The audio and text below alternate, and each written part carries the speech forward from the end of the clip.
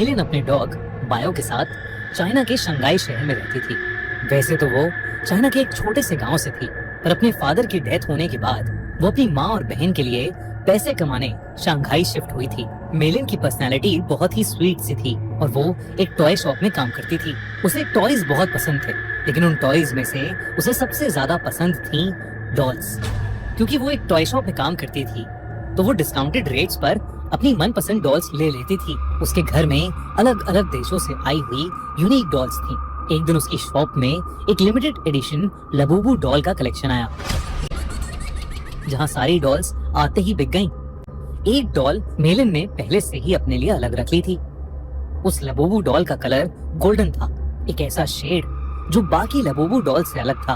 वो डॉल बहुत ही सुंदर थी और उस लबूबू जितनी क्यूट स्माइल मेलिन ने पहले कभी नहीं देखी थी। मेलिन उस लबूबू डॉल को अपने घर ले गई। वो उस दिन बहुत खुश थी और बस उस लबूबू डॉल को निहारती जा रही थी। उस डॉल की प्यारी सी नीली आंखें, गोल्डन कलर का सुंदर सा फर, लंबे लंबे कान और प्यारी सी बड़े बड़े दांतों वाली स्माइल। मेलिन ने उस लबूबू को जोर से गले लगाया, उसकी ढेर सारी फोटोज खींची और अपने डॉग पाओ को उसकी डॉल फैमिली के नए मेंबर से इंट्रोड्यूस कराया। पर जहां पाओ सारी डॉल्स को देखकर खुशी से अपनी पूंछ हिलाता हुआ पूरे कमरे में इधर उधर भागता था, वहीं वो उस लबूबू डॉल को देखकर बहुत जोरों से भौंकने लगा, गुर्राने लगा।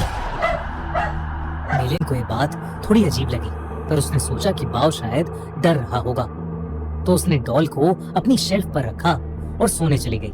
मेलिन का डॉग बाओ, जो हमेशा उसके पास सोता था, उस डॉल को घूरता रहा और कमरे से बाहर भाग गया। अगली सुबह ऑफिस जाने से पहले बाओ लबूबू को देखकर जोर से भौंक रहा था।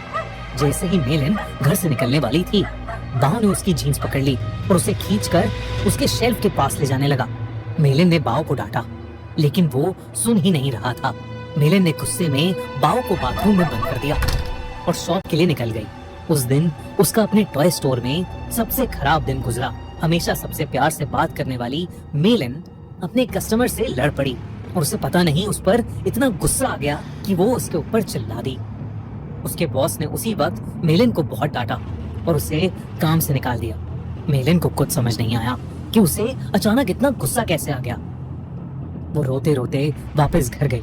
उसने अपने बाथरूम का दरवाजा खोला। अगर तुम ये सुन रहे हो तो तुम सेफ नहीं हो।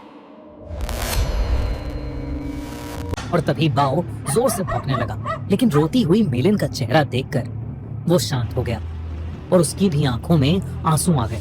मेलिन उस रात जल्दी सो गई थी। सोते हुए उसे किसी की हंसी सुनाई दी, एक अजीब सी हंसी जो उसने कभी नहीं सुनी थी। तभी उसने देखा कि उसके कमरे के कोने में कोई खड़ा हुआ उसे घूर रहा है। अंधेरे की वजह से वो उसे ठीक से देख नहीं पा रही थी।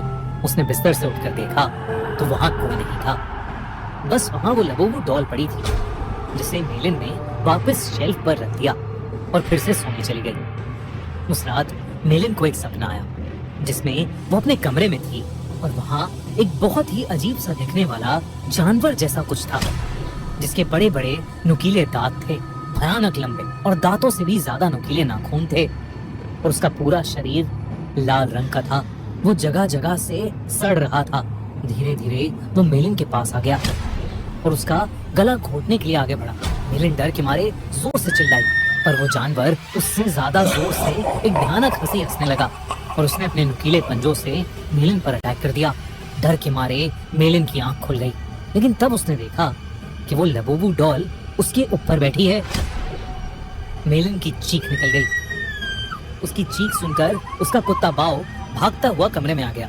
मेलिन को समझ नहीं आया कि वो लबूबू डॉल जिसे उसने सोते हुए शेल्फ पर रखा था, वो उसके बेड पर कहां से आ गई।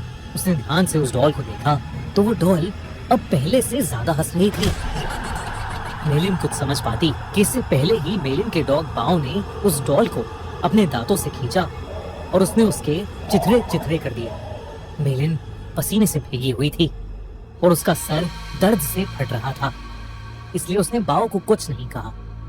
मेलिन ने उस लबूबू डॉल को डस्टबिन में डाला और बाओ को अपने पास बुलाकर फिर से सोने चली गई। जब वो सुबह उठी तो उसका सर पिछली रात से भी ज्यादा दर्द कर रहा था। साथ ही साथ उसके हाथों पर छोटे छोटे लाल दाने आ गए थे। बाओ भी कमरे में नहीं था।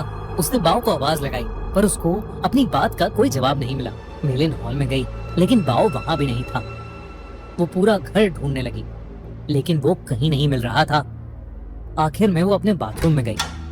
बाओ बाथरूम में भी नहीं था, लेकिन जब उसने अपना चेहरा शीशे में देखा तो उसका पूरा चेहरा उन छोटे छोटे लाल दानों से भर गया था। ऐसा लग रहा था कि जैसे किसी ने उसे काटा हो। तभी बाथरूम मिरर में उसे दिखा कि उसके कंधे के पीछे कुछ भयानक सा था, जो बिल्कुल उस जानवर के जैसा लग रहा था जो उसके सपने में आया था, और वो जोर जोर से हंस रहा था। पर जैसे ही मेलिन मुड़ी, वहाँ कोई जानवर नहीं, बल्कि बाथरूम के शेल्फ के ऊपर लबूबू डॉल रखी थी। मेलिन को ये अपनी आंखों का धोखा लगा। उस लबूबू डॉल को तो उसके कुत्ते बाओ ने तहस नहस कर दिया था, तो अब वो डॉल वहाँ कैसे आ सकती थी? बल्कि अब उस डॉल के चेहरे की स्माइल एक प्यारी सी स्माइल से बदलकर एक बहुत भयानक हंसी में बदल चुकी थी। मेलिन अब घबरा गई थी और वो बाओ को आवाज देती हुई घर के बाहर चली गई, लेकिन वो आसपास कहीं नहीं मिल रहा था। जब वो वापस घर में घुसी तो उसके होश उड़ गए। वो लबूबू डॉल अब किचन के सिंक के पास पहुंच गई थी। उस डॉल के हाथ और दांत लाल पड़े थे। जब मेलिन ने सिंक के नीचे देखा तो उसके रोंगटे खड़े हो गए। वहां उसके डॉग बाओ की बॉडी पड़ी थी और उसमें से खून बह रहा था। ऐसा लग रहा था कि जैसे उसको किसी ने बुरी तरह नोच खाया है। बाओ मर चुका था और ये देखकर मेलिन की हालत खराब हो रही थी। उसे समझ आ गया था कि ये लबूबू डॉल कोई आम डॉल नहीं है। उसने इंटरनेट पर लबूबू डॉल से जुड़ी इंफॉर्मेशन सर्च करनी शुरू कर दी। इंटरनेट पर उसने न्यूज पढ़ी तो कई लोगों को उनकी लबूबू डॉल्स हॉन्ट कर रही थी। पूरी दुनिया भर में लबूबू डॉल्स के हॉन्टेड होने के ऐसे कई केसेस सामने आ चुके थे। लबूबू डॉल लोगों को बाइट कर रही थी और उनके साथ बुरी बुरी चीजें घट रही थी, जैसे उनकी जॉब चले जाना, उनका बीमार हो जाना या उनके किसी करीबी की मौत। ये सब न्यूज पढ़कर मेलिन और ज्यादा डर गई थी। उसे समझ आ गया था कि उसकी लबूबू डॉल हॉन्टेड है। उसने देरी न करते हुए डॉल में आग लगा दी और उसकी राख को एक जार में डालकर पास की नदी में बहा दिया। उस रात ये सारा किस्सा उसने अपनी छोटी बहन को फोन पर बताया। मेलिन को लगा कि शायद अब उस लबूबू डॉल से उसे छुटकारा मिल गया है, लेकिन अगली सुबह मेलिन के घर से उसकी डेड बॉडी मिली और उसकी बॉडी के पास वही लबूबू डॉल पड़ी थी।